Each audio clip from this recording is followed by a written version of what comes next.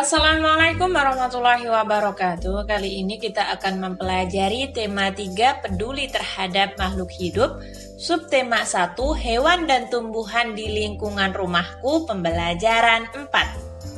Sikap baik apa lagi yang bisa kita lakukan untuk tumbuhan di sekitar kita? Ayo kita baca cerita tentang Lani dan adiknya. Lani dan adiknya. Lani mempunyai tanaman yang ditanamnya di rumah.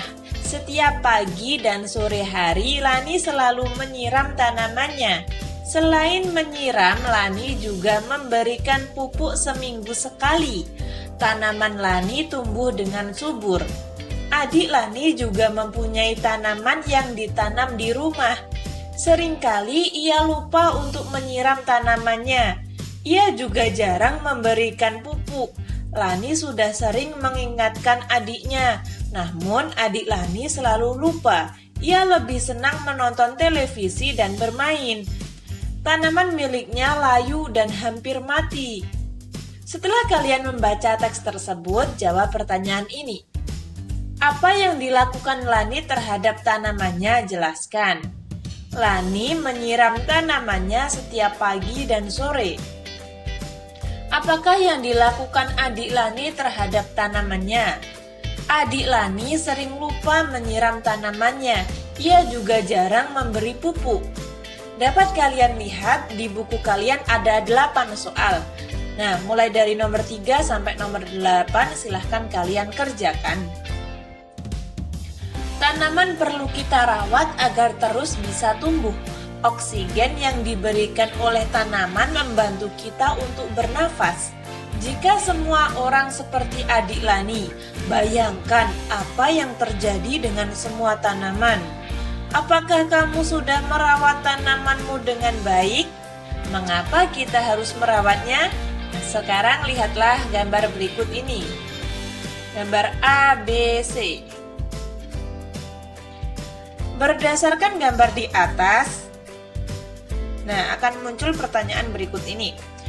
Pertanyaan, apa tindakan yang mereka lakukan? Pada gambar A dapat kita lihat itu menyiram tanaman. Pada gambar B ada seorang anak laki-laki yang membakar hutan. Pada gambar C merawat tanaman. Apakah tindakan tersebut baik? Mengapa? Gambar A, tindakan tersebut baik terhadap tanaman. Kita wajib merawatnya. Sedangkan gambar B tidak baik. Kita tidak boleh membakar hutan. Gambar C baik. Tanaman harus kita rawat. Nah, untuk pertanyaan lainnya silahkan kalian jawab. Tanamlah tumbuhan dan buatlah jadwal merawat tanaman yang sudah kamu tanam. Setelah itu buat jadwal seperti ini.